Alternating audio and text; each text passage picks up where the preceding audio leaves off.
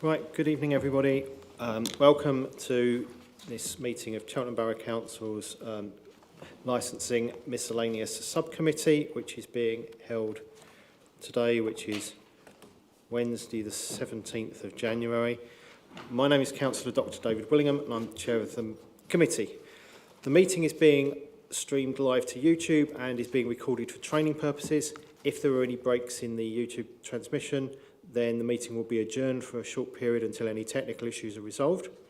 A number of speakers in favour of the application have requested not to be filmed, so for those watching via webcast, there will only be audio during this part of the hearing. The recording of the meeting will be held on the Council's YouTube channel for 4 years, and please be aware that CCTV and audio recording is now in operation, and the footage and recordings of those will be held by the Council for 5 months.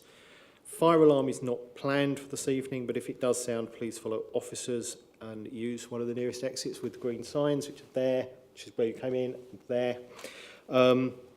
Finally, if you have a mobile phone or other electronic device that pings or makes other noise that might disturb the meeting, could I request that you put it on silent, mute or vibrate so that it doesn't make too much noise. Now moving on to the agenda. So agenda item 1 is apologies. 5 councillors are here, so there are none. Agenda item 2, declarations of interest. I'm not aware of any. Are there any declarations? No, there are no declarations of interest. Agenda item 3, which is an application for, I should say, a renewal of an existing sexual entertainment venue licence. So because this is a regulatory item, members of the committee must be present and have heard the proceedings in their entirety to vote on this item. We will ensure that the applicant and the applicant's representative are present in the meeting. I will ask the licensing officer to introduce the report. Members will get the opportunity to ask the licensing officer any questions as a result of the report. The applicant and their representative and the objectors and their representatives will get an opportunity to ask the licensing officer for any questions, clarifications of the material presented in the report. We'll give each objector the opportunity to speak. We ask objectors to try to limit their representations to no more than 10 minutes. And it's a reminder that they are to amplify the comments that they have made. The applicant and or their representative will then be given the opportunity to make their case, and they'll get the equivalent time commensurate to the amount of time taken by the objectors. I think in between that we probably need to hear from the supporters as well. Members can ask those making representations questions, but it's not cross-examination. Members will debate the matter. We will go through having another point where we allow people to make further clarifications. The objectors will get a final right of reply, then the applicant will be given their final right of reply, and then we will move to the decision-making process, whether that's us debating it here or whether we adjourn to write the decision notice and then come back. And then you'll have hopefully you will have your decision this evening. So there are quite a number of speakers. Because of the rules about anonymity, we're going to refer to the speakers by number, or some of the speakers who've not given the consent to be named by number. And we've also got an objection that will be read out by Democratic Services. So hopefully that process will be clear to everyone. But I'll now move to the point of asking our licensing team lead to introduce the report, please. Thank you, Chair. Good evening, everyone. This is an application or subsequent application, effectively a renewal for an SEV for Under the Prom. The licence period is referred to in the report. Annex 1 of the report shows that this application is to continue with the existing hours of the licence and existing days. There is no variation to be made through this application. As most parties will be aware, this application is subject to a consultation with the police, and public notice of the application being given is made. We've had a number of objections and a number of letters and emails of support. There was an error in the report for which I apologise. We received 12 objections and 48 emails or letters of support, and those are attached to the bundle at Annex 2, and there are a number of additional annexes that were attached to the objections, and they have been also provided. One of those documents was removed. It became apparent after it had been published that there was a copyright attached to that document, and I just would ask, obviously going forward, if submissions are made to these types of applications, if there is any kind of copyright issue or something of a similar vein related to a document, then please don't provide it to us. It's our fault that we've missed that, but it shouldn't be being provided to us to be shared in any case. We talk about, in the report, we talk about the policy, we talk about mandatory grounds for refusal, we talk about discretionary grounds for refusal, we talk about properties with sensitive locations and the location of the premises. We discuss objections. We've had no objection from the police to this application. We discuss national guidance as laid out in the report, which repeats a number of the things that I've just mentioned already. We talk about relevant locality and licence conditions, and we talk about the public sector equality duty. I won't repeat what's detailed in there, because obviously you've had a copy of the report. It's been available on the website, and a number of parties are quite familiar with this process. It's fair to say that the public sector equality duty is being given higher consideration than it would have been a couple of years ago. This was following the Bournemouth, Christchurch and Poole decision in relation to SEV policy that happened last year, and so all licensing authorities, I'm sure, are taking more notice of that case and the potential implications, certainly for policy, but even potentially for applications. It will be noted that this particular venue falls outside of the area that the council has designated for the purposes of SEV policy. The policy states that outside of the area concerned, the number of SEV premises should be 0. However, the council has obviously considered a previous application for this site and determined that it would grant that application. As it's in policy, members will obviously pay attention to that point. At this point, again, each application is considered on its merits, notwithstanding the fact that it would have been granted in the past. Obviously, I've mentioned the public sector equality duty, which should be considered. The committee is reminded that the authority does not take a moral stand in relation to these applications, but obviously it does have to consider, as far as is relevant, that BCP case. And I've already mentioned the location of the venue. Taking that all into account, the licensing authority must grant the application as applied for, grant the application subject to any conditions that it sees fit in addition to the standard conditions, or refuse the application. Annex 1 to the application details the days and hours of the application, which, as I've said, is not a variation in respect of the substantive element of that application. Obviously, the dates have changed, but the fact that it would be certain dates during the March Race Festival has not changed, just the individual days have changed. We've got the SEV, we've got the objections, which are attached at Annex 2, and where the consent has been given, those parties' name or the name of their organisation is provided. We've also got the attachments that weren't subject to copyright attached. We've then got the comments of support.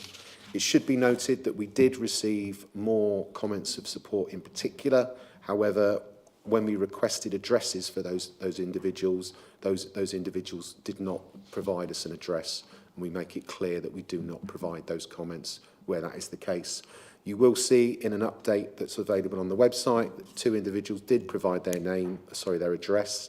one of those this week and the other one prior to that. But in any event, those addresses were provided after the report was published, so hence the delay in those being published. And the final annex, Annex 4, shows us the area in terms of where that I referred to earlier on. That's my report, unless anyone has any questions. Thank you. Thank you very much, Jason. Are there any questions from members? Councillor Wheeler.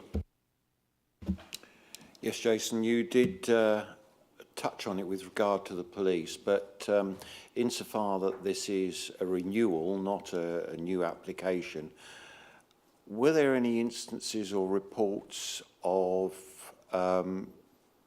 misdemeanours that should give us cause for concern?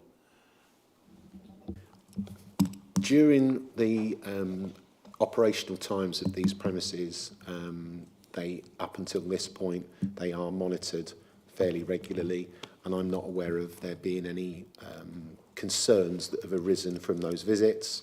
I'm also not aware of any complaints that we've had directly to ourselves or that have been made to the police. I would imagine if they've been made to the police may well object if those if those comments and concerns were substantiated. And I'm not aware, obviously, via the police of any other crime and disorder or other issues related or it's felt as related to these venues, because again, I would have expected the police to have highlighted those, and they haven't objected. Councillor Boyce. Thank you, Chair. Just for the purposes of clarity, can you confirm that there are, if there are any mandatory grounds for refusal, or if the applicant, satisfies all those grounds highlighted in the policy? Yeah, I'm not aware of any of the mandatory grounds for refusal being relevant to this evening. No. Any further member questions? No? Just a couple from me. One is just to clarify that the discretionary grounds may use the term may, which is an option for the committee given the policy, i.e. it is within our discretion rather than a must, i.e.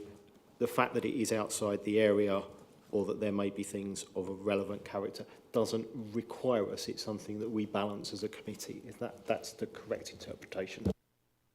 Yeah, the discretionary grounds are exactly as they say on the tin, basically. These are occasions where the licence may be refused. Obviously, if certain factors apply in respect of the mandatory grounds, the council has no discretion in that whatsoever. It has to it has to refuse that licence. And with the discretionary grounds, as one would expect, because of the more subjective nature of the grounds that are in play in that instance, then there is the discretion there for the council, and it is a case of whether they may grant a licence or they may refuse an application. I'll come to you. There will be a set of questions come round to everybody.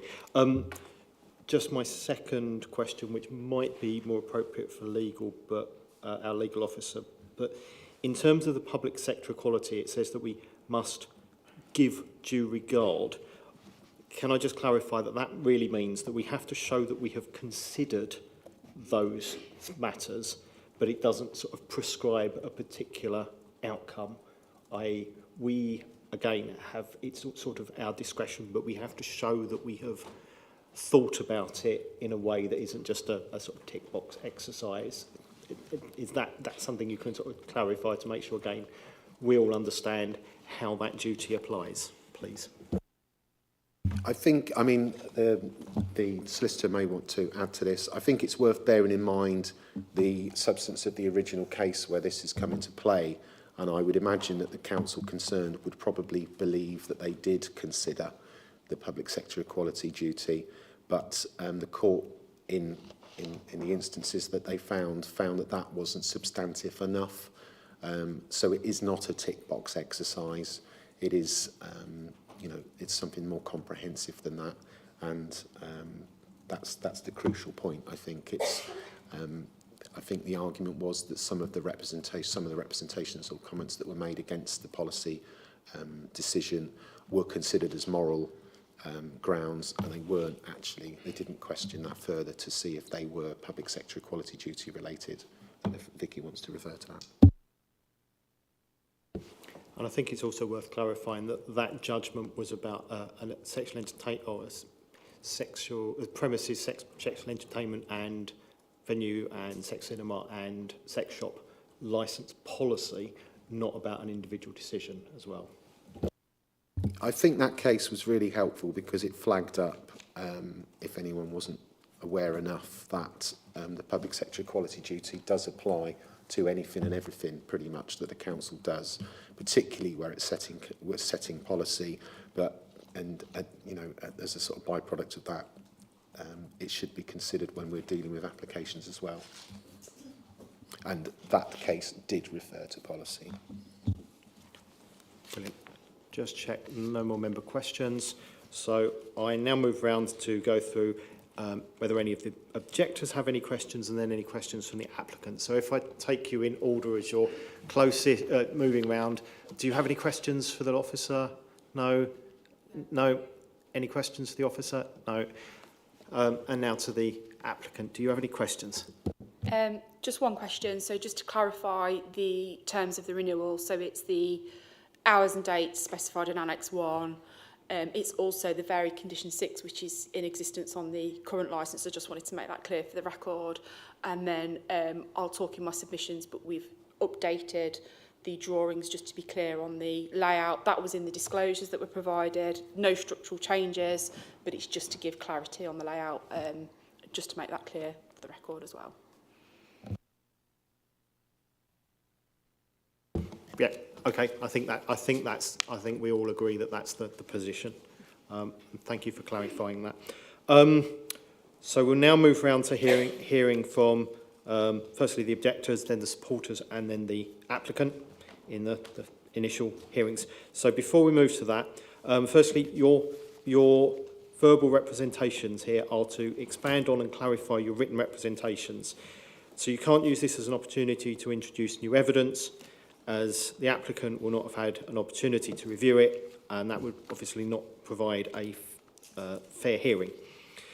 Secondly, while people may disagree on matters, I would ask everyone to behave with sort of courtesy and respect, specifically using non-pejorative language, so premises to describe the venue, SEV or licensable activity to describe what is being licensed, applicant, performer, dancer, employee to describe the people who work in the premises in their various capacities.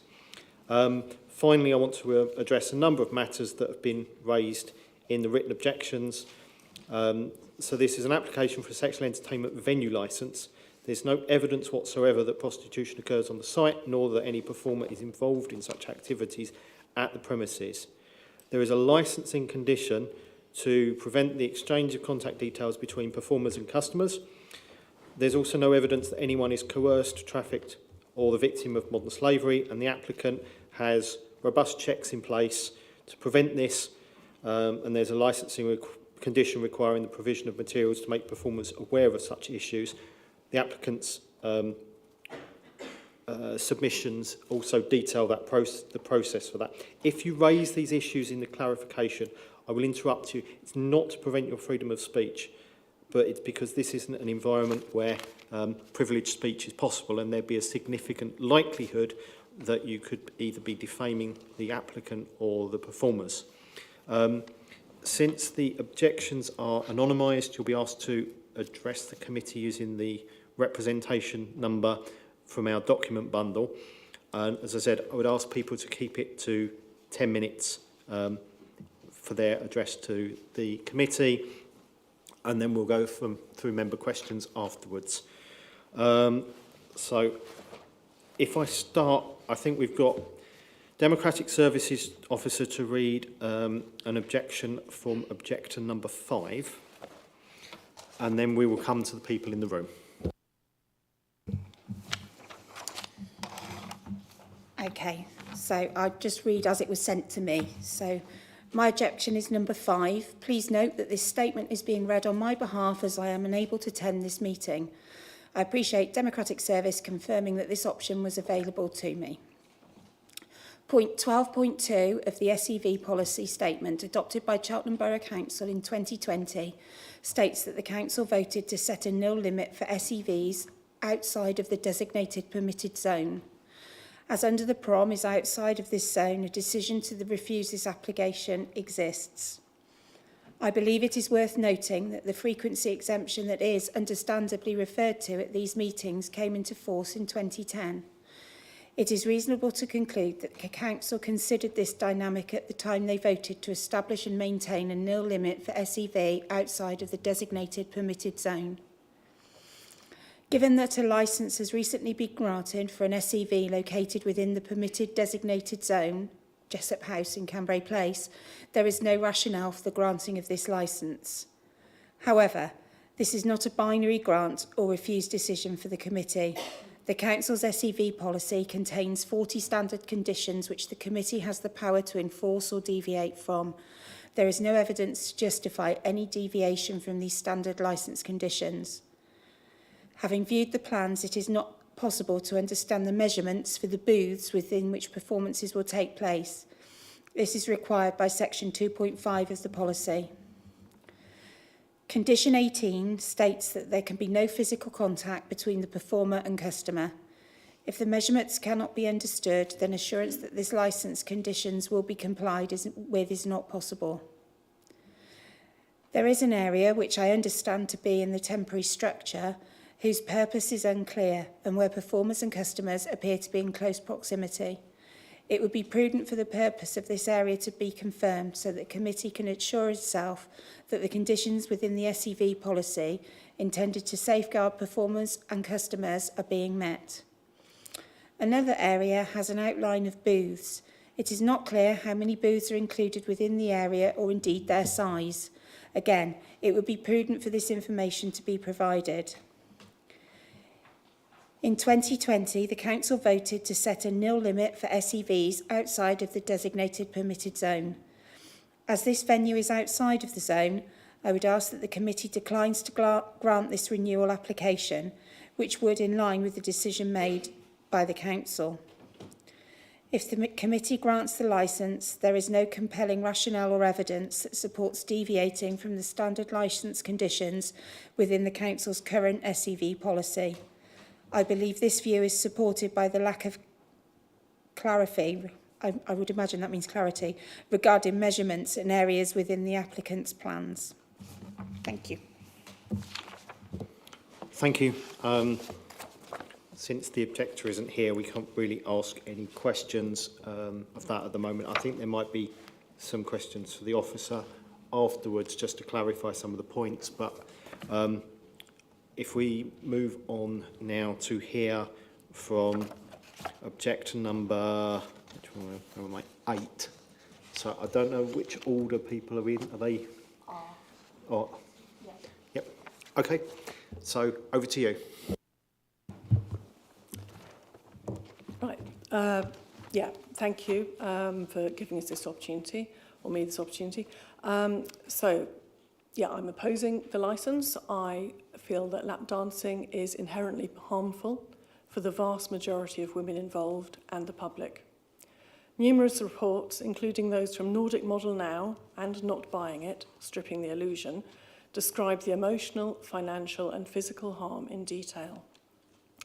Cheltenham Council's Community Impact Assessment for its sexual entertainment policy states, from consultation, the authority is aware that females in particular feel disadvantaged by the sexual entertainment and licensing of SEVs.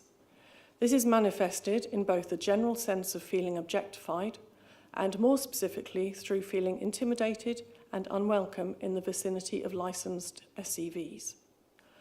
Cheltenham's Community Impact Assessment also states, exposure to sexual entertainment is inappropriate for children and young people, and older people may feel intimidated and vulnerable around or in the vicinity of licensed SEVs. Of course, those who make money from lap dancing deny it is harmful. just as tobacco companies and smokers used to deny the impact of smoking. They want to protect their profits. Others will also support lap dancing and claim it does no harm. This reminds me of those who insist smoking isn't harmful because their grandfather lived to be 97 and smoked 40 cigarettes a day. Lap dancing should be treated as a public protection issue in the same way as smoking. Smoking has not been banned, but there are strict restrictions on advertising and sales.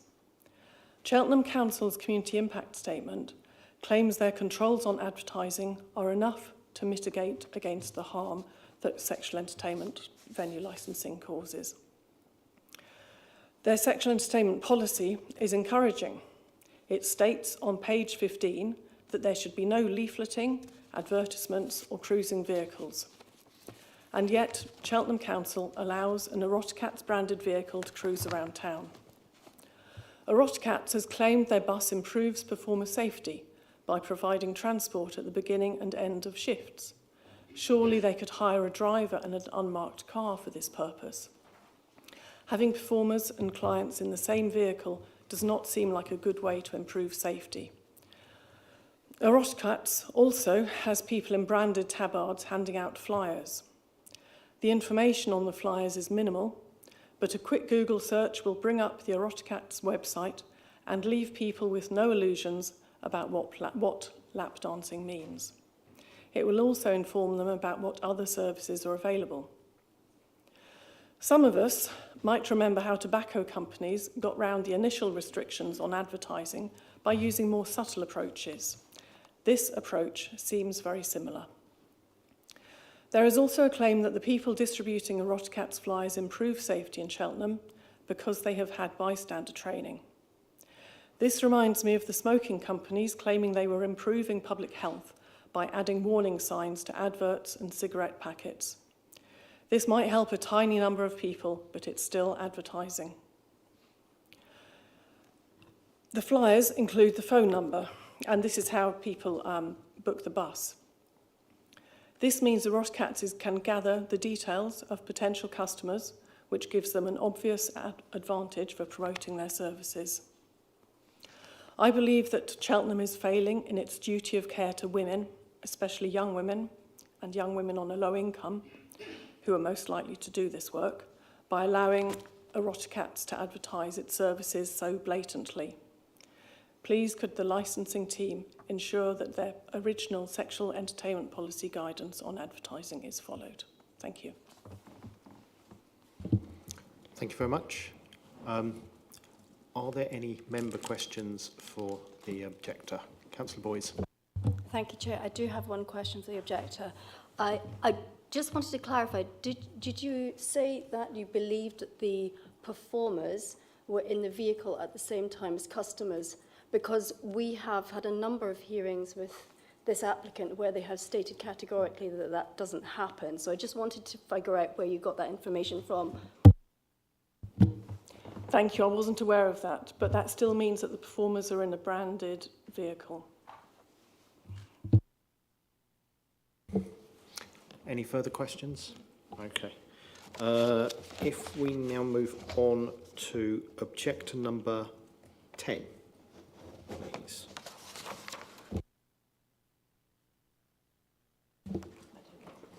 Right, sorry, we'll just work out who that is. Bear with me. Objector number 10 is Gloss Women. Right.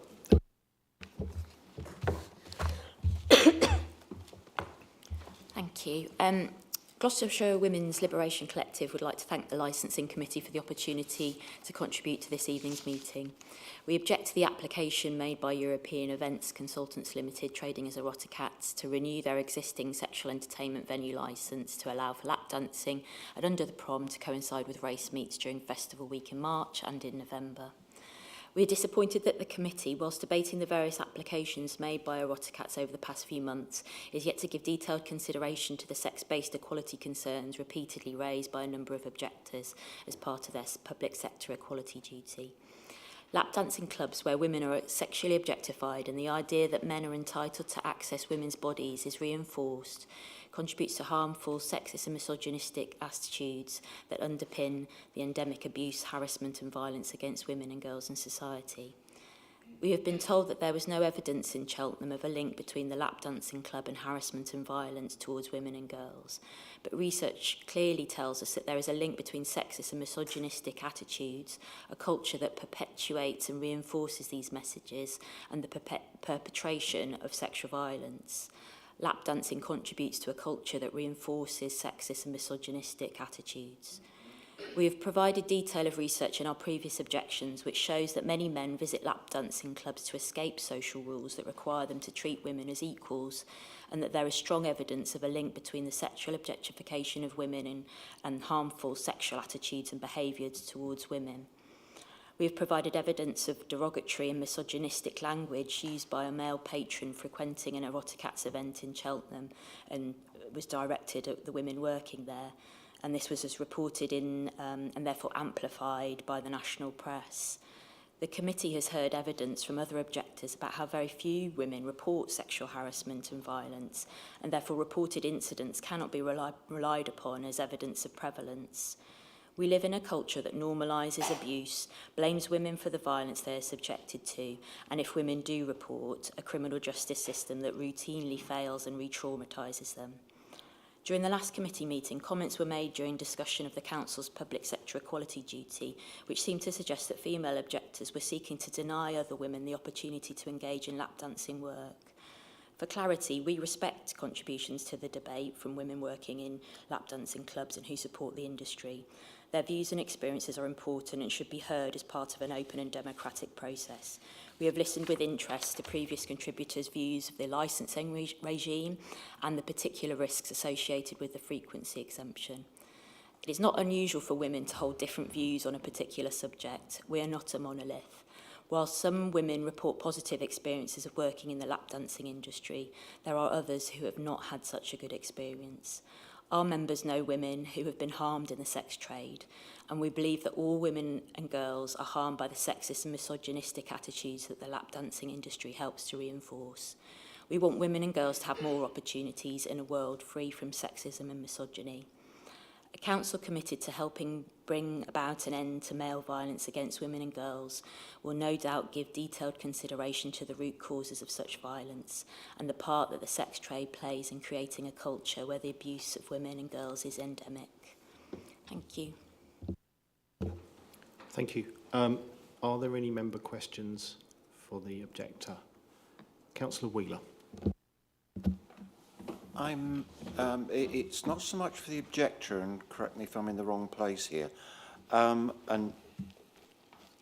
maybe even the applicant might, the use of the term lap dancer, lap dancing, insofar that we are saying there should be no contact between performers and customers. Is lap dancing an acceptable term?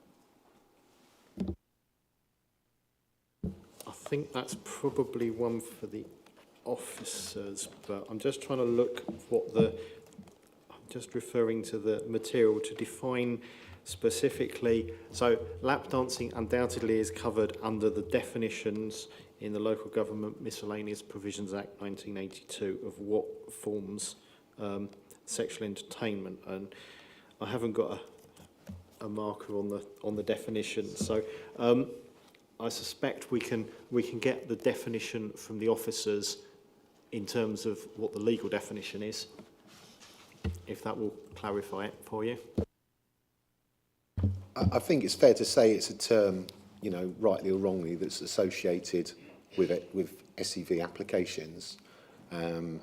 If you look on Wikipedia, a lap dance or contact dance is a type of erotic dance performance offered in some strip clubs in which the dancer typically has body contact with a seated patron. Lap dancing is different from table dancing, in which the dancer is close to a seated lap dancing is different from table dancing, in which the dancer is close to a seated patron but without bodily contact. That's Wikipedia.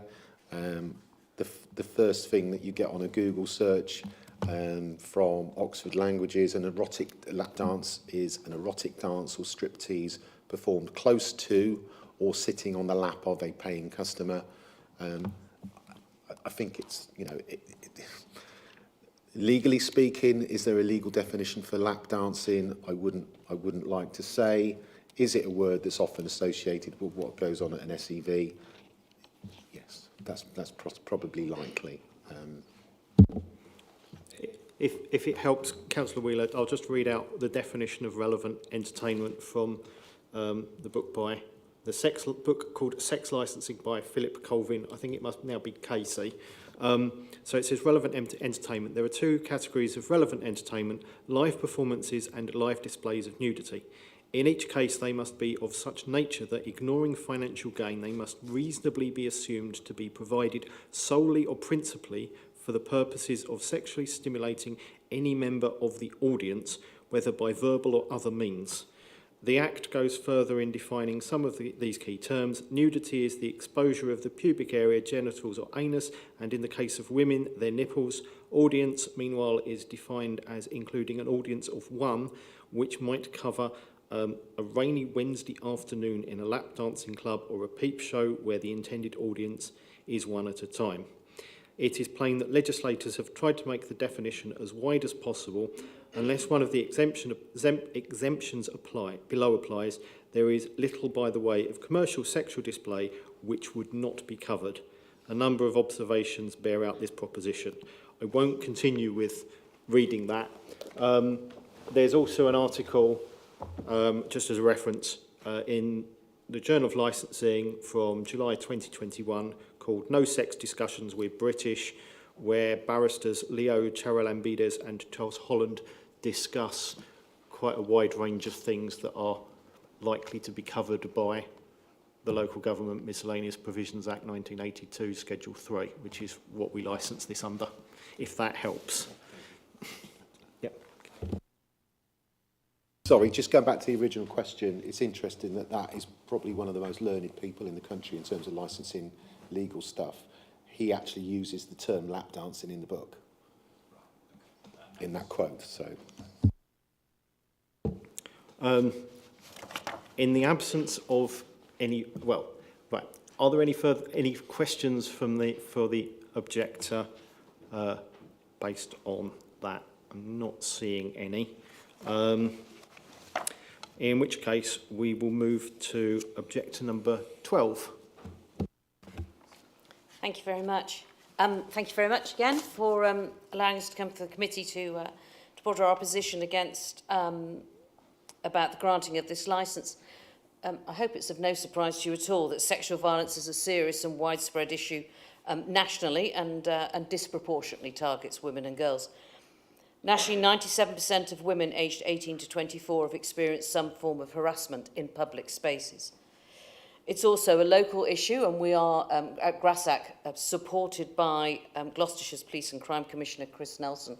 He attends many of our training and events. He recognises that women and girls often feel unsafe in their communities, and they feel the need to make decisions about their movements and day-to-day activities based on their desire to increase and assure their personal safety. Hence, he states often about tackling all forms of violence and intimidation that women experience.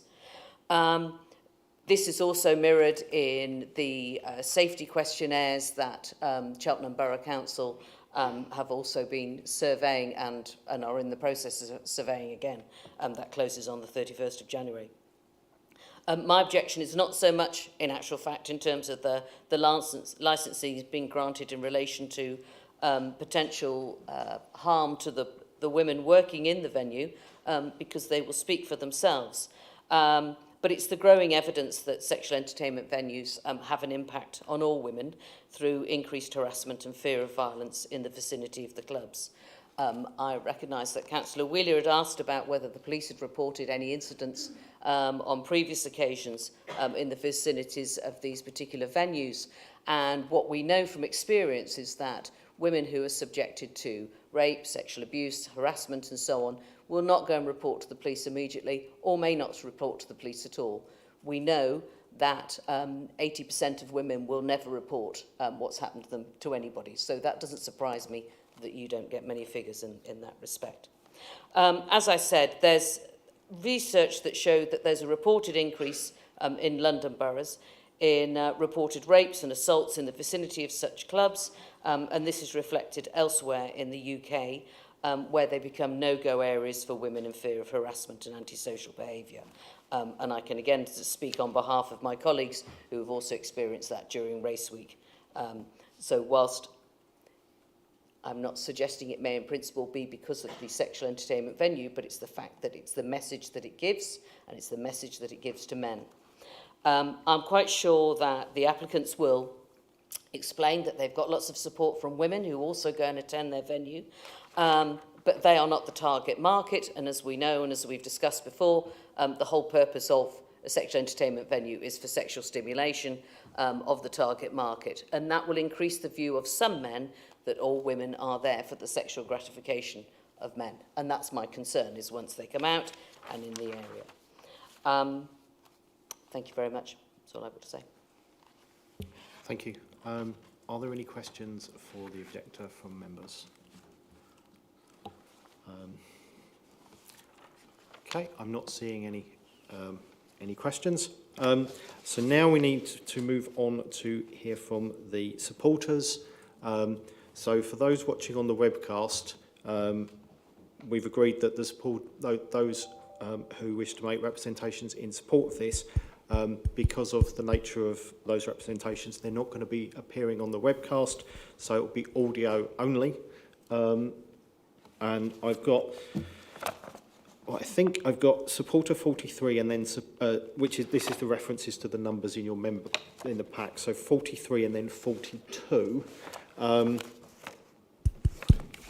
I will just say if I've got the right representation, one of them just says, I'd like to express my support and speak at the hearing for the licence. We've got to be very careful with how much extra evidence you can present, just for the sort of, if an objector did that, we wouldn't really be able to hear very much, but we want to make this process as open and fair as possible, but it's really an opportunity to expand on what you've written, but we've got to balance that about everyone's right to a fair hearing. So I'm not sure which order we've got people in, but I'll let my assistants in Democratic Services hopefully get the right people in the right order. Okay, so I'll go first then. Yeah. I've worked for Eroticats from the beginning, so that's around 12 years now. As a performer for around 5 years before I took my current role as senior house mother. My role within the operation includes, but not limited to, ensuring all performers are safe and comfortable from start to finish, making sure every performer knows the procedure, layout, the rules of the event, being available for any advice, guidance or issues that performers have, and finding solutions to the aforementioned. This is something that I take incredibly seriously and I'm passionate about. I work alongside an excellent security team and other members of staff at Eroticats. I would like to emphasise the importance of licensed venues. I've worked for over a decade in 30 different clubs in the UK and others abroad. Eroticats is without a doubt the most organised, safe, well-run operation I've encountered. If I did not wholeheartedly believe in this licence, this business to be safe and fair, I would not be here today. I personally have encountered some questionable practices and management in my career at the venues in the UK, and the only way to ensure performers and customers have a positive experience is to licence and regulate these events. We have performers and customers who return year after year, which is a credit to the management and the execution of Eroticats events. I am saddened to see the negative reception these licences often receive in the media. As dancers, we are tired of being spoken for rather than to, and portrayed as having no other option than partaking in dancing and sexual entertainment. This is simply untrue. Many of us have other jobs, businesses, commitments. I mentioned that we don't appreciate comments saying that we are selling our bodies or sex for that matter. I support the view that women should be safe, respected and supported in and out of work, but I do not support their choice to how they earn money being taken away because of incorrect assumptions, stigma of the industry. To grant this licence means we have a regular, safe, structured premises to work at that is regulated by laws and conditions that I welcome. As long as this activity remains legal and this company operates in a safe, fair manner, I will continue to support any licence that it applies for. Thank you.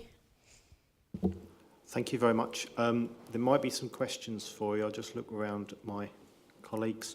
So I've got a couple of questions. So the you've already said you felt safe in the premises.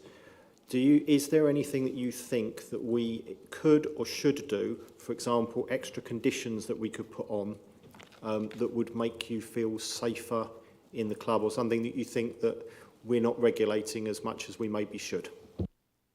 I know that I've been asked this question before. I really did give it a lot of thought this time, and I can't think of any. There is already a lot of conditions, all of which are reasonable, and we apply to. So, yeah, no, I can't think of anything. Thank you. And again, the similar sort of question, which I think I've asked you before. Do you feel safer working at a venue that's licensed and stays at the same place, or one that uses the exemption and moves to a different premises each night during race week or during race events?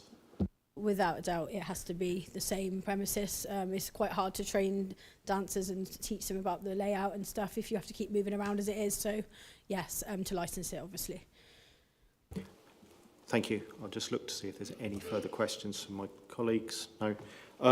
In which case, if we can hear from the other supporter, please. I have worked at Eroticats on several occasions as a dancer in the past. From the application process through to actually working an event, all interactions have been completely professional. All dancers must sign a reputable contract to provide full ID in person to be able to work. Never have I met a woman working in this industry, whether that be with Eroticats or at another venue, that has been forced into the job against her will, and I've been within the industry for several years now. Having read many of the objections to the licence, it seems apparent that people's issues don't always lie with Eroticats running events, but more with internalised misogyny and whorephobia against women who freely wish to work safely at such premises. People don't want to believe that women actively choose to work at such events of their own free will and that they will be safe and well looked after. They would rather make an assumption everyone is forced into this line of work and try to put barriers in place to stop such events happening. I myself, a degree-educated woman undertaking my master's and running my own business, have met many dancers who have other lines of work too. Women I've worked with have been accountants, nurses, and even a biologist, to name but a few.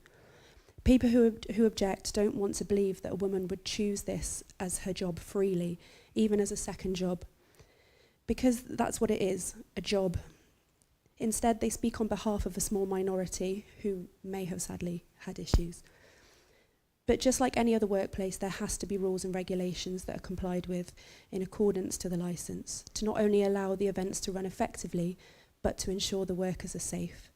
By not allowing this licence to be granted, and objectors stating such premises are harmful, means that workers such as myself, who are trying to provide for their families or meet their mortgage payments in a cost of living crisis, may need to undertake other lines of work that may not offer such a safe working environment. This in itself is what is harmful.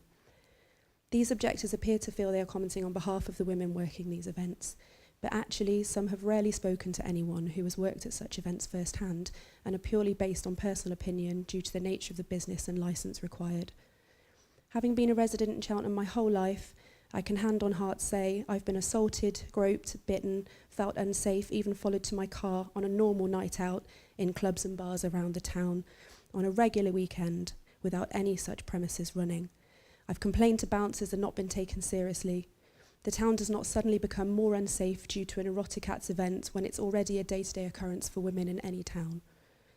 The proof for me comes from the fact that when I've worked at an Eroticats event on one of the busiest weeks of the year, when Cheltenham seems at full capacity with men, I have felt safe and secure within their events, and the staff and security have had mine and other dancers' welfare at the forefront of what they do, even walking me back to my car. With this in mind, please heavily consider granting a licence for this and future events by Eroticats to provide a safe space for performers to work in Cheltenham during the festival dates. Thank you. Thank you very much. Are there any questions? Sorry, just before we go to questions, I'll let the officer just make a point.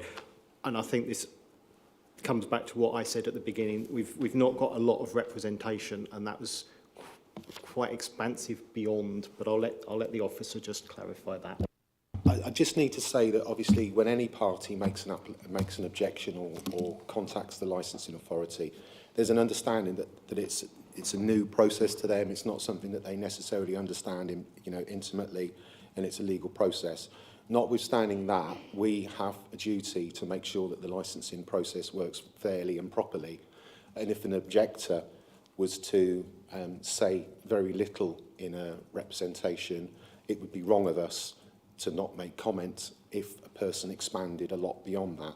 All I would say in respect of any comments that have been made, but particularly in respect of the last comment, that members should disregard anything that they think is above and beyond amplification and clarification of a person's representation.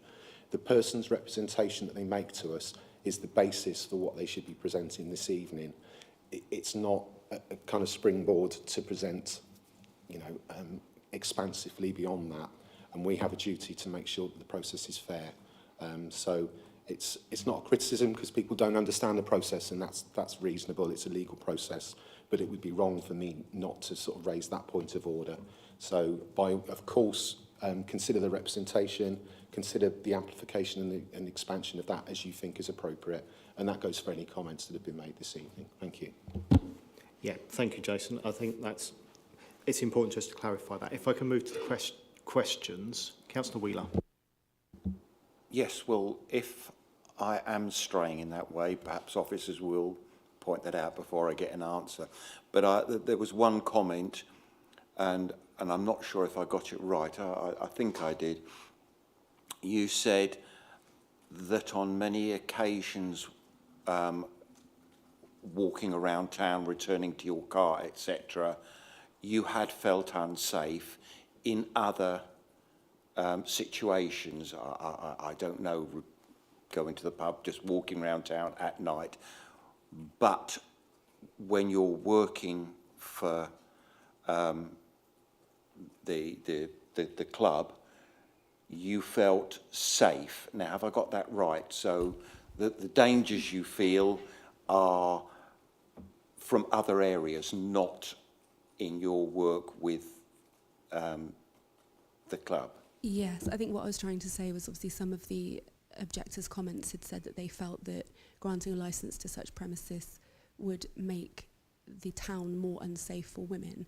And what I was trying to say is town is unsafe every weekend, whether the races is running or not. And that by giving a licence to such premises, it makes it safer. Thank you. I will actually ask you the same questions that I asked the previous supporter. So, is there anything that you think that we could or should do, as in a condition that we could add that would make you feel safer, if you're aware of the conditions on the premises? I'm not aware of all the conditions that are on the licence. However, there's nothing that I feel each time that I've worked for the company that could be improved on the security and the safety that I've felt as a performer. I feel that, I felt secure.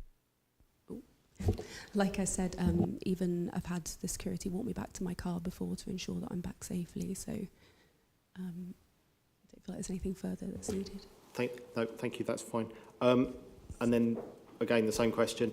If you've worked at the premises when they've moved around, I don't know whether you will have worked when they've been at different venues each night, but do you prefer the venue in the same place each night with the licence, or one that's in a different place each night? Which one of those is preferable? I haven't worked for this specific company where it's been multiple venues each night. However, having done that for other places, I can say that it works better if it's one venue. It just makes it a lot easier for the dancers, and you feel safer knowing your layout each night. Okay, thank you very much for that. I'm not seeing any further questions. So we now move on. So I think we've had about half an hour of representations. So we now move on to the applicant. Sorry. Are you thinking that, is there an extra one if I missed someone out?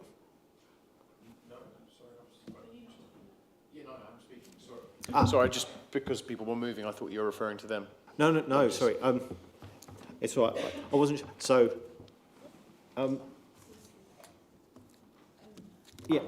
Yeah, okay, so we... Okay, right, sorry, my script didn't have you listed, so we'll hear from you. Sorry, Councillor. No. We'll hear from you and then we'll hear from the applicant. Okay. Councillor and other attendees, my name is Philip Jordan. I'm the owner of Under the Prom, a nightclub that's situated in Cheltenham. I'm also an owner of another venue in Cheltenham called Go-Go, and I've been operating within hospitality for 27 years.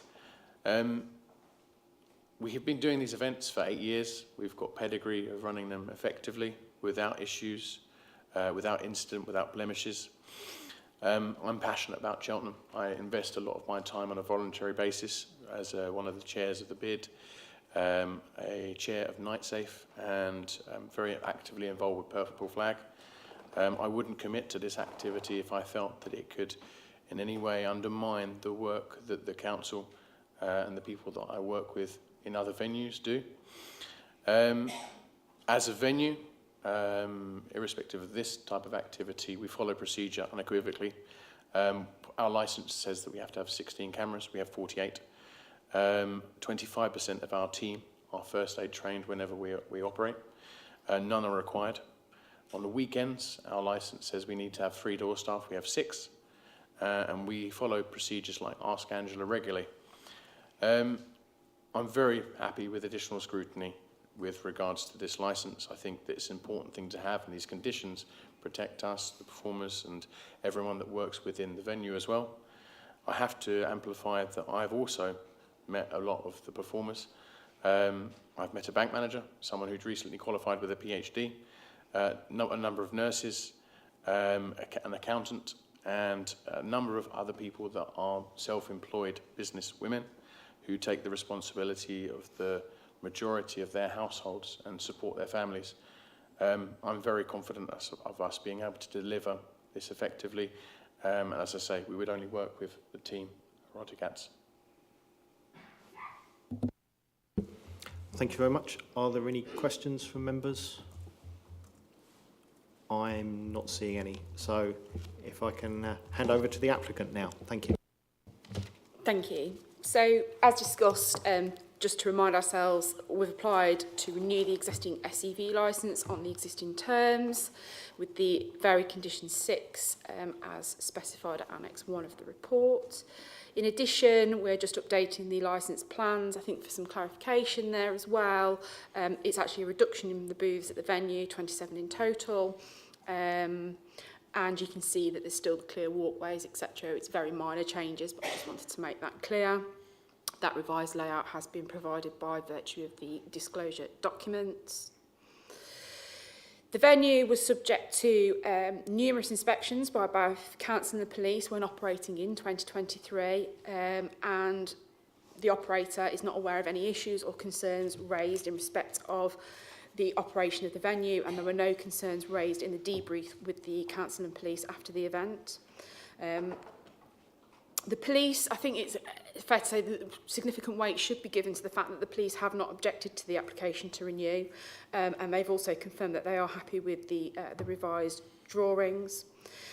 Under the Prom has run events safely and effectively since 2015 and has a long-standing relationship with the police.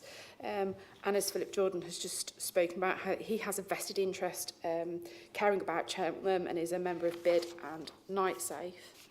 So I just want to keep my presentation quite succinct and to the point. I wanted to look at some of the points raised in the objections to the application to renew. So firstly, looking at location. The premises is located on the promenade, which is a commercial area surrounded by other licensed venues. The council statement of licensing policy states the designated area for SEVs offers a varied mix of nighttime economy venues. Under the Prom's location, despite not being directly in the designated permitted area, but 50 metres away, a stone's throw, is also in a commercial area, also offering a varied mix of venues, in particular within the nighttime economy. I draw your attention to the location plan that's provided as part of the disclosure documents that not only shows the very close proximity of the venue to the designated permitted area, but also the large number of nighttime economy venues in the area. Not only this, but the venue has operated without issue as an SEV already by virtue of the licence from last year and previously under exemptions also. It's just worth noting as well that in the SCV policy review meeting on the 17th of July 2019, it was spoken about there that a venue had been granted an SCV licence outside of the designated permitted area. And members discussed this and highlighted the fact that, and I quote, the policy is guidance and not necessarily law, and if the committee can find justifiable reasons for varying from policy, then it can do so. So in other words, the policy doesn't fetter the committee's discretion here, and every application must be considered on its own merits and circumstances. So looking at the individual circumstance before I come on to the merits towards the end of my presentation, the venue, as I said, is only 50 metres outside of the designated area in a purple flag commercial area. A previous SCV licence in Bath Road was granted to a venue outside the designated area at that time. So there's a precedent there as well. And you'll have seen from the disclosures that we've sent across the robust policies and procedures in force. So the decision regarding what constitutes the relevant locality is really a matter of fact for the decision of the committee. But I think significant weight should be given to the fact that the area in the vicinity of the venue is a commercial location and has been for many years. The hours of operation being applied for, the frequency of operation being applied for, the frontage of the venue, as well as the history of operation, means that the impact on the locality would actually be minimal. I also wanted to talk a little bit about the public sector equality duties. That comes up numerous times throughout some of the objections. So Jeremy Phillips, now Casey, and Michael Feeney discussed this in detail within the Institute of Licensing Journal from July 2022. In this article, they talk about many organisations, such as the International Union of Sex Workers, who state that, and I quote again, sex workers have the right to work in gainful employment in a safe and properly regulated environment. Licensing, in particular, the ability to impose conditions, gives local authorities considerable power to control and regulate SEVs. If SEVs are not granted, then this power will not be exercised, and the practical effect of which may be that sex workers are unable to find lawful employment or are obliged to work in far more dangerous and unregulated conditions.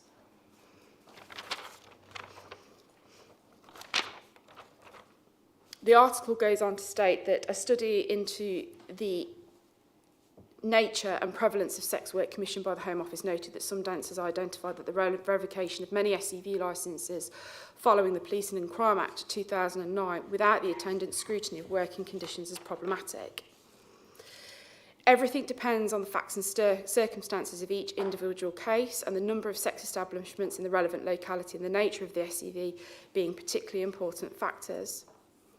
And finally, and of significant importance, is the author's conclusion that the public sector equality duty doesn't require a specific outcome.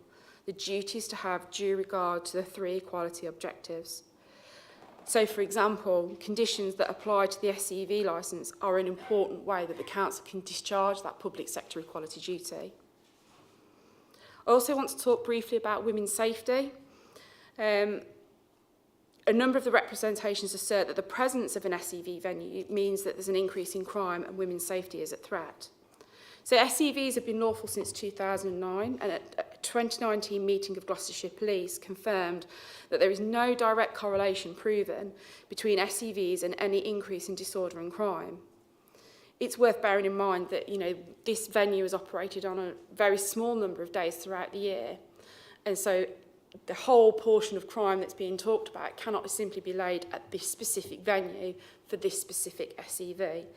And we talk about, we hear about growing evidence, but I haven't seen any empirical evidence that actually shows that there's that direct connection between this venue operating as an SEV and any increase in particular types of crime and disorder.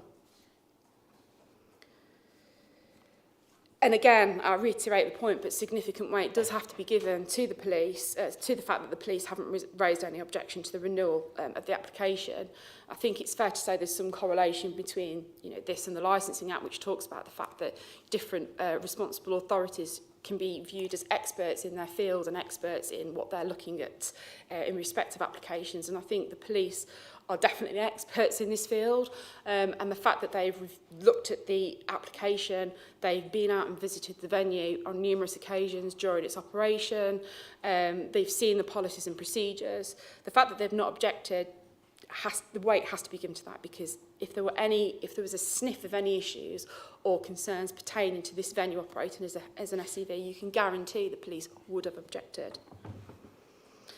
The 2021 survey has also been mentioned in some of the representations about the 72% of respondents stated they don't feel safe at night, rising to 75% during race week. As previously stated, I mean, that is a disappointing statistic, but it cannot be laid solely at the door of this SEV operation. It has to be considered against the number of people that are in Cheltenham during race week, and the fact, not every single person that is at Cheltenham race week comes through the door of Under the Prom when it's operating as an SEV.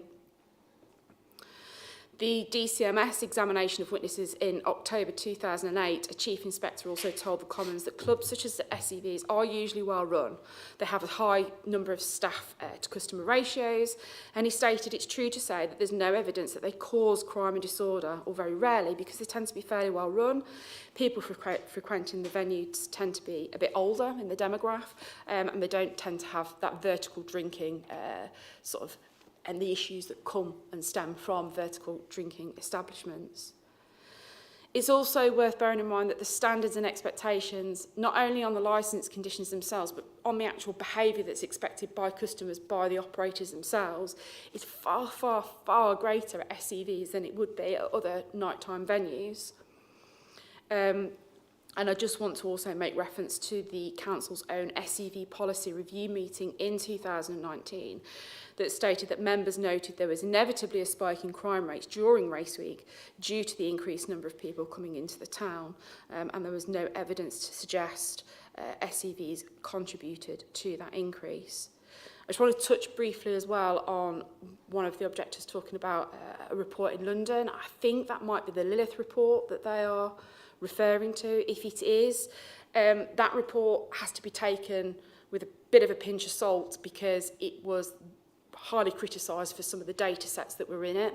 A newspaper had to publish an amendment to the statistics in that report because the data sets were wrong.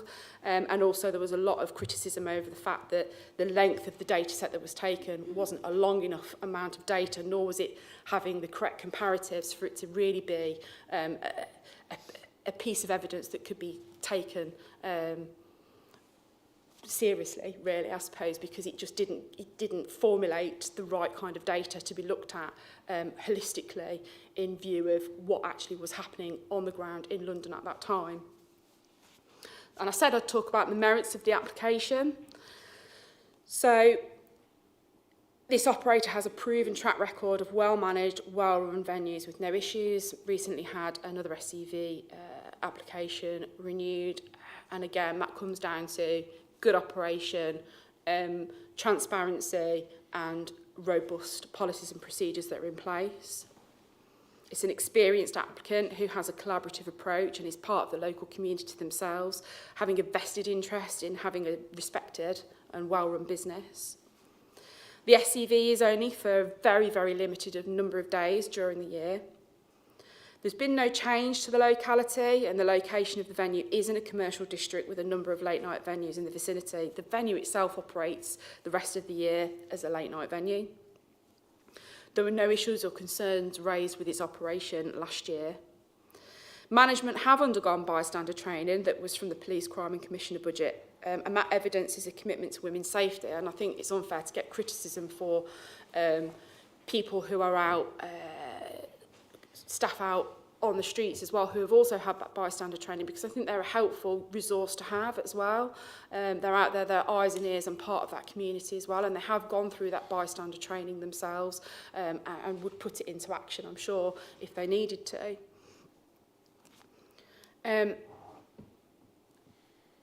Inspections, I think it's really, really important as well. Inspections do take place by both the council and the police as well as EHO.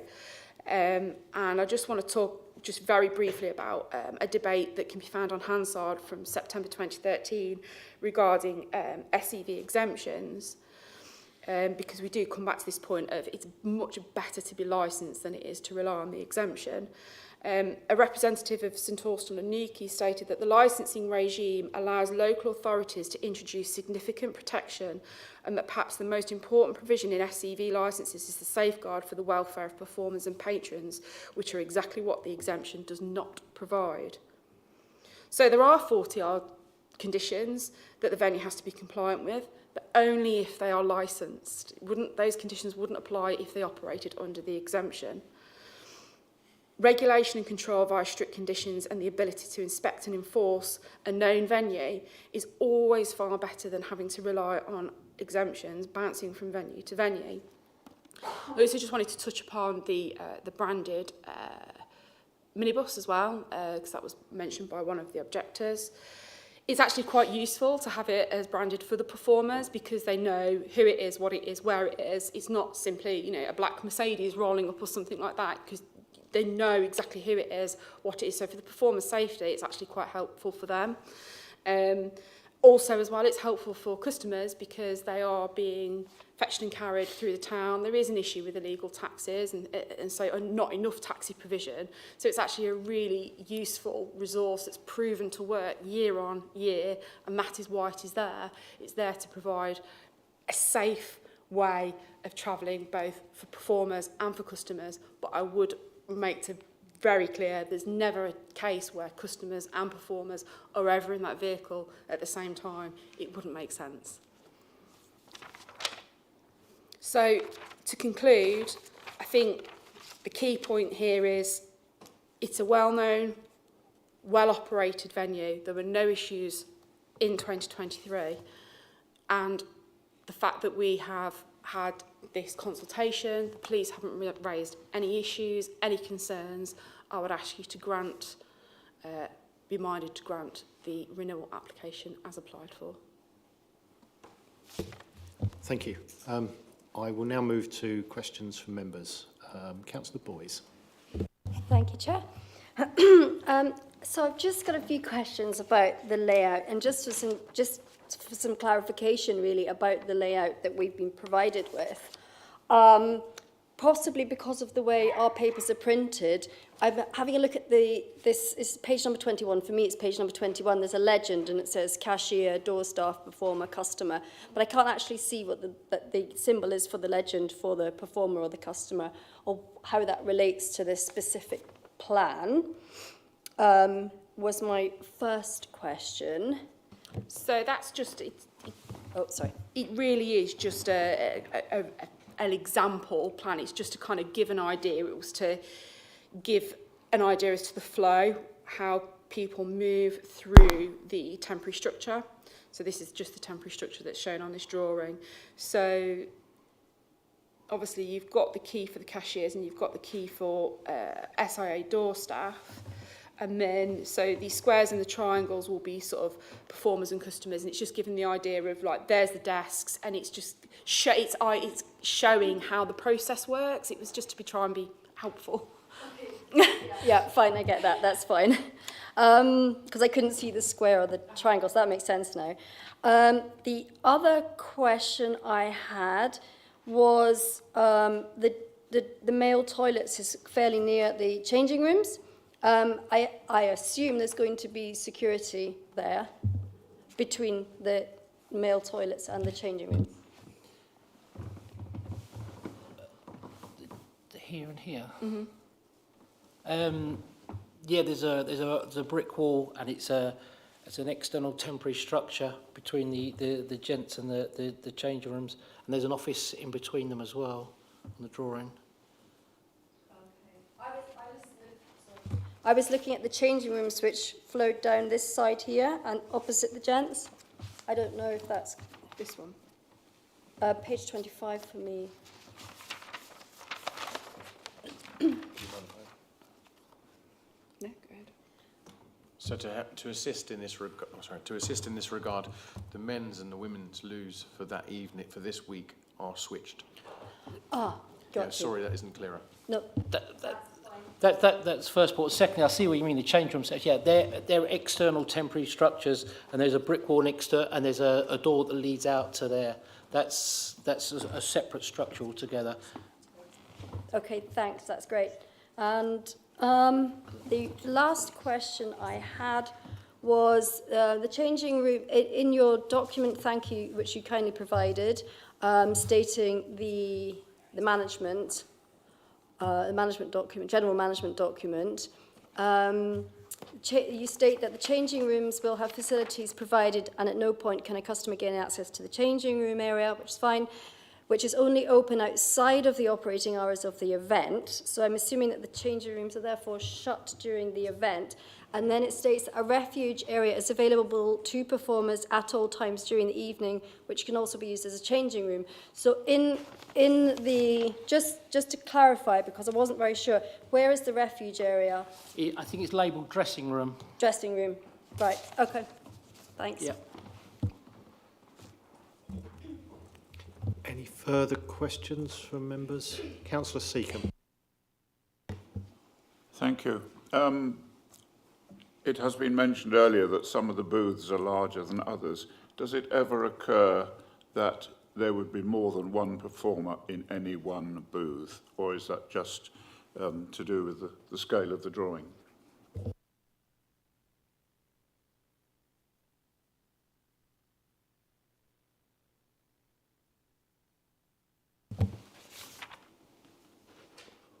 All the booths are, in this premises, I think all the booths are exactly the same size.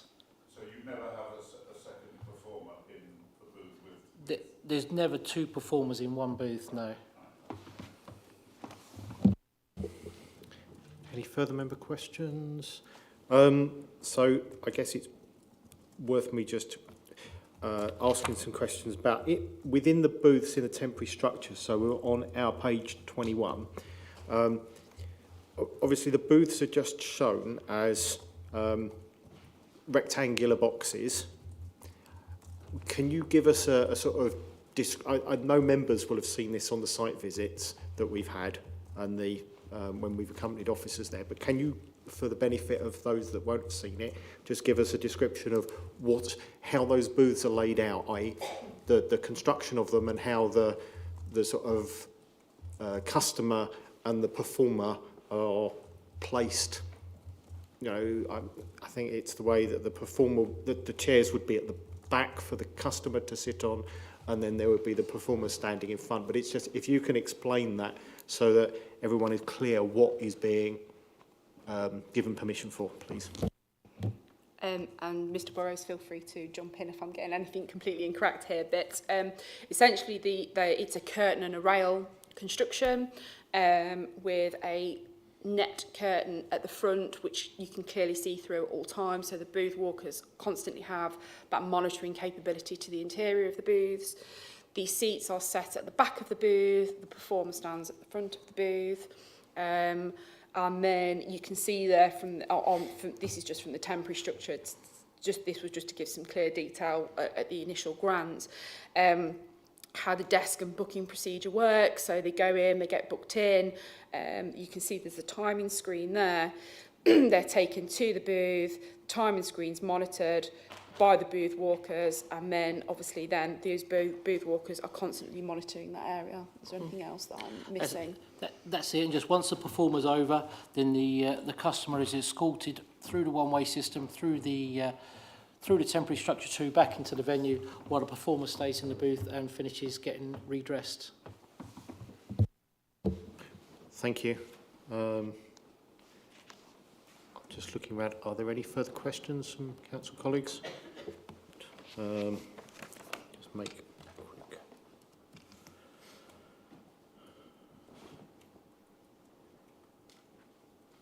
So I think we're now at the point where, so I'm just getting used to the new constitution that we have. So we now go back and hear from the objectors to get a final right of reply. So based on what you've heard the applicant say, if there's anything that you wish to state, then it's your opportunity to be heard again. We then give the applicant their final right of reply. So if I'll go round. If there's anything else you want to say, please indicate. No? Okay. So what I will then do is move to the applicant's final right of reply, and then I will check with members. The Constitution says that we should retire to debate this and discuss it in private. It might be that members would prefer to do this in open session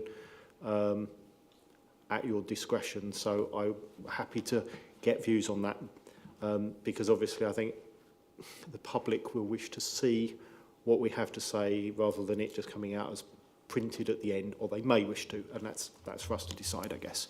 So with that, if I give the applicant final right of reply. Again, I'm just going to keep it very brief, but I think with the evidence that's been set before you as to the history of the operation, the lack of any representation from the police speaks volumes. The location of the venue is in a commercial area, and I think that should be given considerable weight. It's literally just outside the designated permitted area. It just falls just outside, but however, just like the designated permitted area, it is a commercial district. You can see, again, from the disclosures that have been sent out, this isn't a back of the fag packet idea for an operation. It's a well-orchestrated operation that comes from many, many years of experience. And as you've heard very articulately from two of the performers who have worked at this venue and at other venues, it works. They feel safe when they perform there. And I think that has to have a huge amount of bearing in so much as, you know, the fact that it's licensed, that we have to comply with these conditions. They do comply with these conditions by being evidenced by the fact that they have significant numbers, a lot more scrutiny actually than most late night venues do. They have a high amount of scrutiny, quite rightly, from different enforcement officers, and there hasn't been any history of any issues that we are aware of. I think that speaks volumes for the type of operation that this venue runs. And I also think that to take into consideration the significant, robust licensing conditions that are contained within the council policy is important, but also important is that varied condition 6, because it's been a proven method of providing safe transportation, not just for performers, but also for customers during the race week events. And I would ask you to be minded to grant as applied for, please. Thank you. Right. So I'll look to members. Are we happy to vary and do this in public, or do you want to adjourn? Public? Okay. Before I open this to the debate, I will remind you that it is important that you give due regard to the Council's licensing policy, and if you deviate from that policy, you give clear reasons for doing so. It's important that you only take into account material licensing considerations and that your decisions are reasonable, rational and proportionate. I will also remind you of what the officer said in relation to the supporters' amplification of their comments and how much weight one should give to that given the limited written representation. I think it's a difficult subject. We need to make sure that everybody is heard, but as a committee we've got to be very careful what weight we give to things. So if you are taking those representations into account, please show that you have taken that amount of weight that must be shown into consideration. So I'm not sure. I'll look round. Who would like to start? Councillor Boyes? Thank you, Chair. I'd like to thank all the objectors and the supporters and the applicant and the owner and the lawyer for all being here tonight, and thank you for everything that you've said. It's really important that we listen to everybody so that we can make a good, solid decision. Parliament's made it lawful to operate a sex establishment and that such businesses are a legitimate part of the retail and leisure industries. It's our role as a council to ensure that we administer the regime in accordance with the law. The grounds for refusing the licence are restricted to the mandatory and discretionary grounds. So as I already asked the licensing officer, is there any reasons, is there anything under the mandatory reasons for refusal of the licence? There is none triggered by this application. So there's no mandatory reason for refusal. I note that the police have not objected. That has been covered off. And I also noted in one of the statements from Grassack that there was concern about women's safety from the Police and Crime Commissioner. However, I note also that Mr. Nelson has made no objection to this application.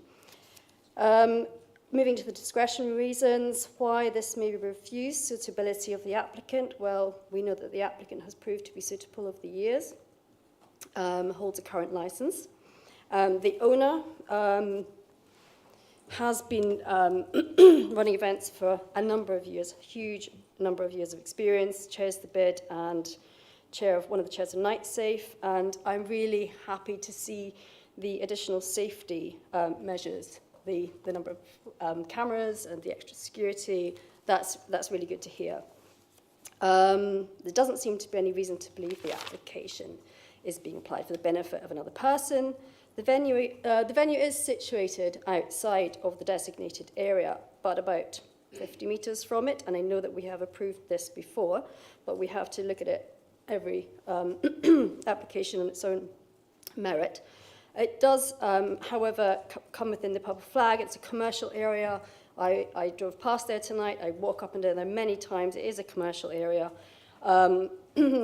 with a number of, it's part of the nighttime economy. I would suggest it's on a row of, you've got 131 at one end, you've got restaurants. It is part of the local nighttime economy. The layout, character, condition of the premises, I'm happy with. Happy with suitability of the premises. So I don't have any concerns about that. Yes, there is a school to the back of the premises, but I don't believe that there's any actual borders in that particular building that would face onto the back of the premises, and I believe that only the front of the premises is being used. The back is only being used for an emergency access. Obviously, we can't take any moral stand in relation to SEVs because Parliament's made it lawful. I have visited on a number of occasions this particular, not this particular venue, but a venues run by Mr. Burrows, and I've seen no signs of coercion. As a woman, I have been in there and I've been satisfied that it feels safe. I've spoken to performers. They have shown me no signs that they are there under duress or they don't want to be there. They want to be there. They told me they want to be there. I think someone said there was a waiting list because they really want to be working there. And I was satisfied that it was very safe. As a council, I've spoken long enough. As a council, it's our duty to protect both the performers, the customers, the general public, and public safety is paramount for us. And as has been already stated, I would far prefer this license to be, so this premises to be licensed than to act under the exemption. So I'm fully satisfied that we should approve this license tonight. Thank you. Anyone else wish to go? Councillor Wheeler. I think there's very little to say after Councillor Boyes. You've covered pretty much everything. I would just say that whilst the government consider this an acceptable and legitimate business, I would far sooner see this run on a regulated basis rather than go to an exempt business where we have no control. I think that would be very dangerous, and therefore I think the dangers of refusing this licence actually outweigh the dangers of the perceived dangers of of us giving this licence. Councillor Seacombe. Thank you. Much has been made by the objectors of the sufferings of women in the town on the night during race week, it appears that they would attribute those insults, or whatever you like to call them, to SEV establishments. I think we're fairly safe in saying that this establishment is well run. Internally, there doesn't appear to be any problem internally. And externally, I recall when other members of the committee were not on the licensing committee, and I have been here on the licensing committee for some time, when we had licensing pubs and we had trouble which people tried to attribute to a particular establishment with the idea of closing it down. And it was agreed at that time that once you'd gone 20, 30, 40 yards away from the establishment, you couldn't actually attribute anything to that particular establishment. And I think that principle applies today. And therefore, anything that happens to people in the town is purely because Race Week, in particular, the town is full of people. And it's not attributable to one of the two, possibly, SEV establishments in the town. I would just mention that. Thank you, Councillor Seacombe. Councillor Chidley?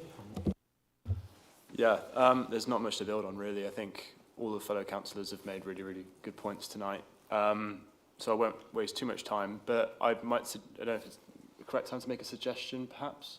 I think it might be a good idea. You know, we've spoken about advertising Eroticats and what the limitations on that. And I don't know if it might be a good idea to, on the leaflets that are handed out throughout town on the evening and during race week, to maybe have something on those flyers that maybe talks about what is, you know, objectionable behaviour towards women and girls in town at night, and perhaps, you know, to raise awareness of the fact that that might happen at that time or during that week. So at the same time as being Eroticats is in town, but that is also not an excuse to talk to women, behave to women in a certain way or something like that. Just an idea. Thank you. I hope the applicant can listen to that. The advertising is, on a technicality, the advertising is advertising the courtesy bus and is licensed, the leafleting is licensed separately. I think if I get this wrong, officers will tell me. If you look on the bundle, the extra bundle from the applicant, there is on page 17, there is a please behave like a gentleman. I think it must be an A4 poster. That might be something that we can look at working with the applicant to do, but I'm not sure we can condition it. Oh yeah, I see what you mean. I now see that. Thank you very much. I think that's more to do with behaviour inside the club. I just mean in general when you're out and about in town that night. But it's not maybe something to put down as a condition, but just more of a shout, I guess. Thank you. So I'll try not to repeat what other people have said. We've obviously had 12 objections against this. It's a town of 120,000 people, so I think that comes out as an objection rate of 0.01%. If I've got it right, hopefully that's my maths correct. There were four times more representations in support, although the materiality of what they were objecting, the grounds for objection and the grounds for support, most of the support was on discretionary ground A, i.e. the character of the applicant, and most of the objections were on discretionary ground C, which is it's not in the area, it's in the nil area, and ground D, which is the character of the locality, I think. I just want to refer to some case law which I think applied to Cheltenham in regard to a sex shop rather than a sexual entertainment venue, but looks at how we deal with the nil limit. And it's at 5.33 in Philip Colvin's book, and it said, if the Cheltenham Borough Council had said that it had reached the preliminary conclusion that there was no place within their boundaries of which it could be said it was situated in a locality in which it would be appropriate to license a sex establishment, no objection would have been taken. It would then have been open to the applicant to apply, saying, you must have overlooked this site, and the council would then have to consider whether or not this was right. But what they should not have done was apply the criteria of appropriateness to the whole town when Parliament had instructed them to apply it to a locality in which the premises, the subject matter of the application was situated, which is a different concept. And I think what we've got here is the applicant has come to us and said, you have this policy grounds which says the area should have a nil limit. This is a discretionary ground, and they have made the case that it is in the nighttime economy area, it is not situated far from that. And whether it is reasonable to vary, given that they've operated within, there are several premises in that area that have operated the exemption, including under the prom, but also Cheltenham Town Hall, which has hosted the Dream Boys. There's clearly, it would not be unreasonable for us to vary. So we've looked at the fact that the premises has operated in 2023. I think if there had been issues, we would have expected those to have been identified to the police or the licensing authority about the conduct or management, and the absence of evidence is clearly something that we need to consider, as it backs up the assertion that the premises is safe, well run. This is an application, I think, for effectively 7 days of the year. So for the other 350, well, it's a leap year, isn't it? So 359, 58, however. So for the rest of the year, which is the overwhelming majority, it is not operating SEV. And it's also less than the 11 days which the applicant could operate simply using the exemption.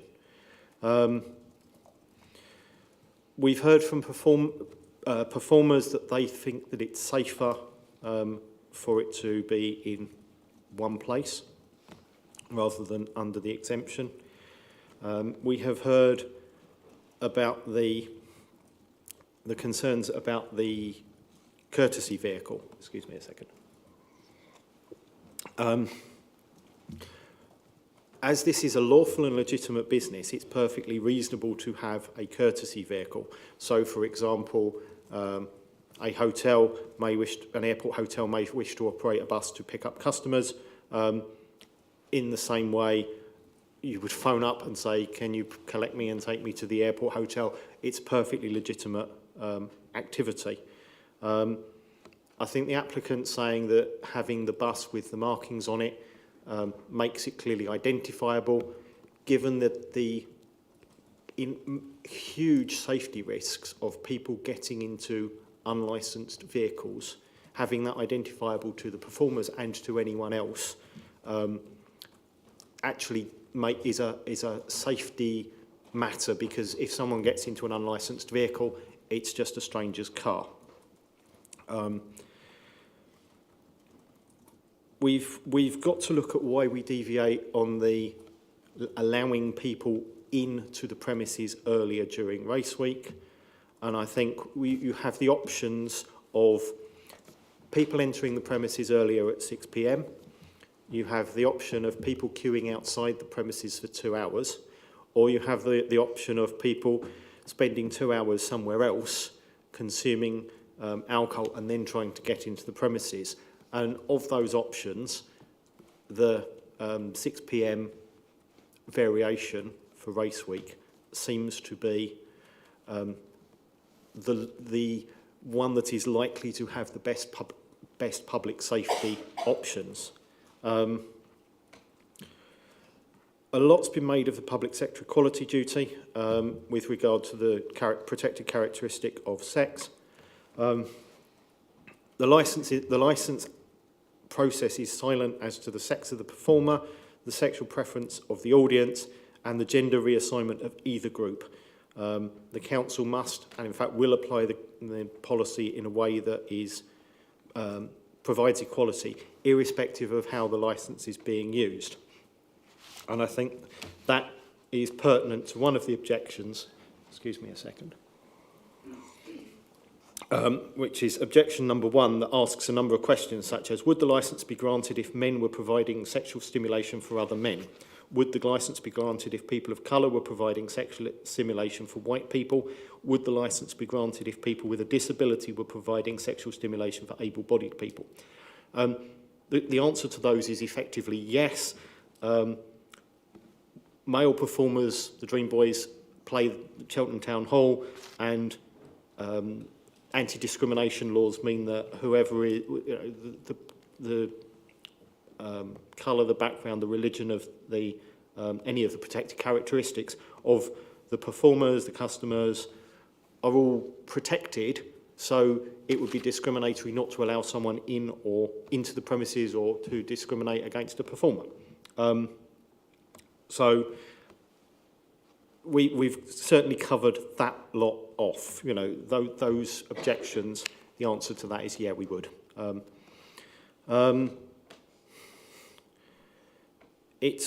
There's also the question of the public sector equality duty of and how that affects women in the town, and how this engages the public sector considerations that we have to give. We've got performers who are female, we've got members of the public who are female, we have employees working in the premises who are female, who are not performers. We may have customers who are female and go into the premises. Our role is to try and make sure that this is a safe activity. And if you look at the performers have already said that they would prefer it to stay in one place because there are licensing conditions. That probably applies to people working in the premises. Given the existence of the exemption, is it safer for people who are concerned about it to know where the premises is for those 5 days? Or is it better that it could be at a different location each night? My view is that it's better to know where it is. I think that's the challenge that we have. There is a with the exemption, there is a very difficult decision of what do we do. The council cannot take a moral stand on the activities. I think we've considered whether any of the other public sector equality duty considerations apply. The age, we restrict it. It's obviously restricted by statute to people over 18 to be in the premises. We apply challenge 25. I think that is reasonable to protect and to make sure as best we can that children are not getting into the premises, those who are not eligible. And the matter of the upper age of a performer or a customer is not something that is really relevant to us. Licensing, that would be for them to challenge if they felt they were discriminated against. We've considered disability by expressly allowing the use of Montpellier Street for mobility access for customers, but not for anyone else. I don't think we've had any comments about it being close to a purpose used for religion or belief, although if we refuse things based on religion and belief, there are many licensable activities that are incompatible, so that would be the consumption of alcohol, gambling, as well as sexual entertainment venue licensing. So Parliament said it's lawful. And we have done our best to consider this, our public sector equality duty from the outset.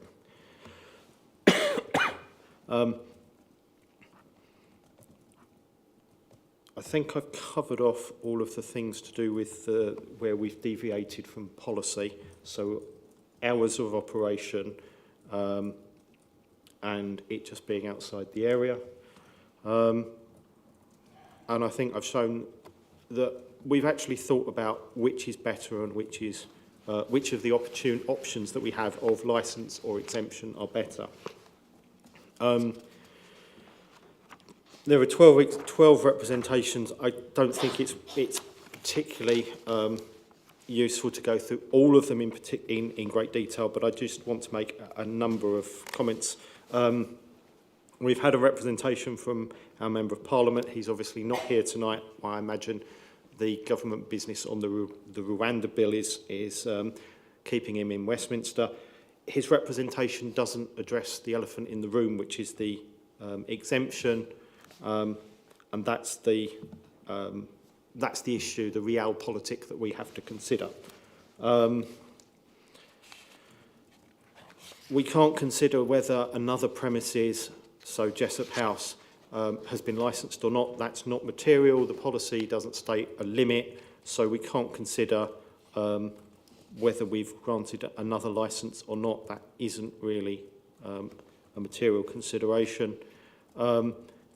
And we've not got no evidence presented to us to link the premises to crime and disorder. And if people don't report, we don't have that evidence. We can't go on hearsay. It's a legal process. I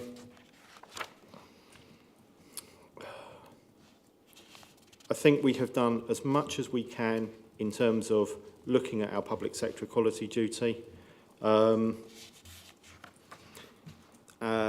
Going through, where are we?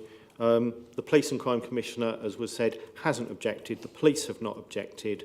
And therefore, I think that there are no real reasons that we can reasonably refuse the application. And I think we've justified why the variations to the licensing policy have been sought by the applicant are acceptable.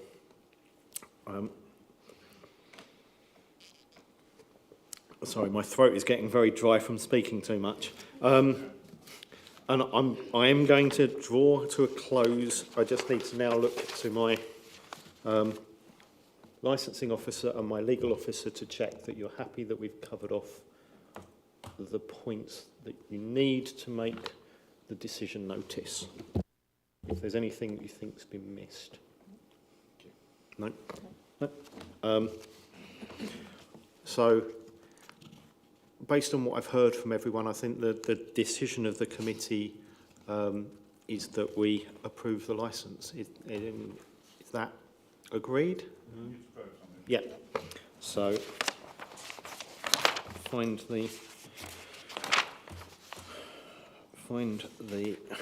now I'm trying to find the actual.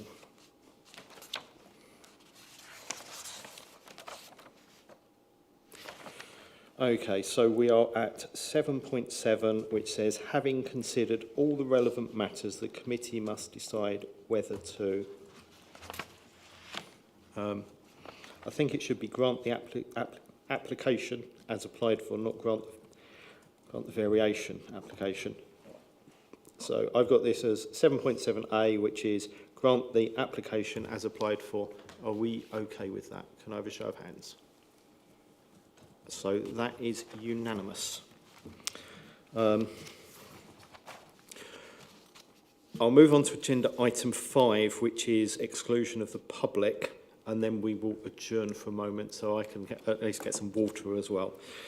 So agenda item 5 is, and I need to read this out, that in accordance with section 100A brackets 4 of the Local Government Act 1972, the public be excluded from the meeting for the remaining agenda items, as it is likely that in view of the nature of the business to be transacted or the nature of the proceedings, if members of the public are present, there will be disclosed to them exempt information as defined in paragraph 1 and 2, part 1, schedule 12A of the Local Government Act 1972, namely paragraph 1, information relating to any individual, and paragraph 2, information which is likely to reveal the identity of an individual.